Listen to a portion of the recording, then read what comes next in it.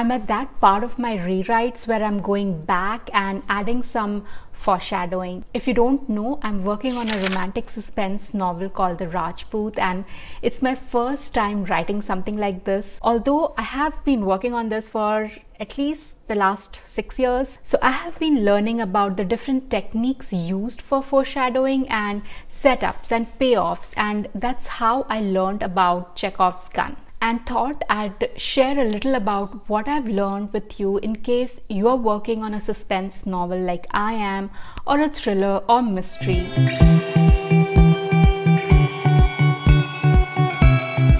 So first of all, who is Chekhov? Anton Chekhov was a great author and playwright of the 19th century. He's quoted for saying, "One must never place a loaded rifle on the stage if it isn't going to go off.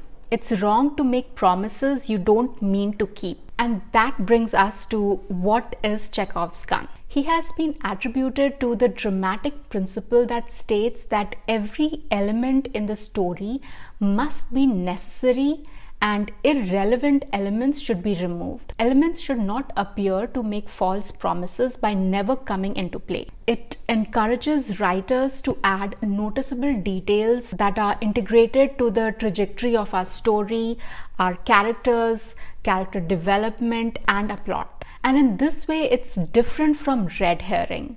I'm thinking of making a video about what I've learned about red herring and how I'm using it in my novel. So consider subscribing and have your notification turned to all so that you don't miss when that video goes up. Back to Chekhov's gun.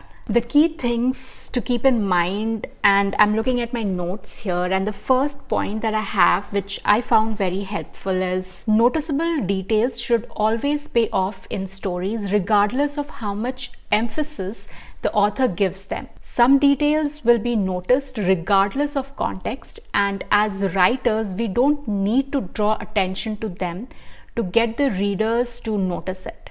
We have to honor the reader's intelligence. The next note that I want to share is an everyday item will go unnoticed unless we specifically focus on them with extended commentary, and vice versa. If you are constantly bringing up seemingly mundane thing, then it better be important to the overall story. And the last point I wanted to share is the key difference to notice is while everything in our story should be there to move the story forward, and anything that doesn't do that should be taken out, but leaving something in doesn't automatically make it a Chekhov's gun.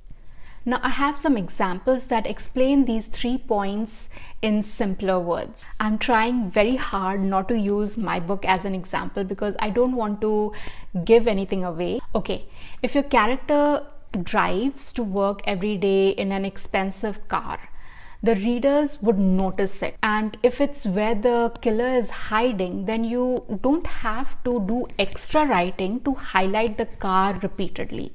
And that's the first point.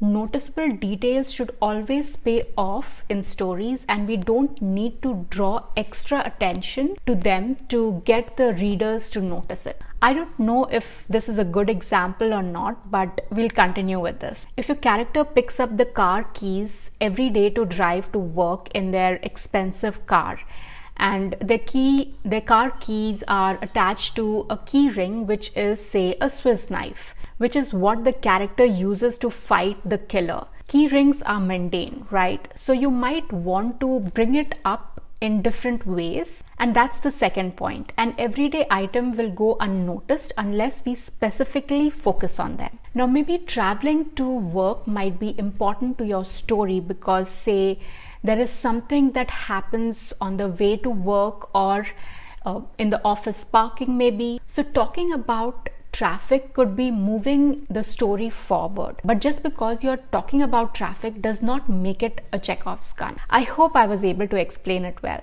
How am I using it in my book? Right now, I'm working on adding Chekhov's gun in my story by sprinkling elements of the plot twist, and all these details will become important when the plot twist is revealed. Or at least that's the hope. I'm still learning.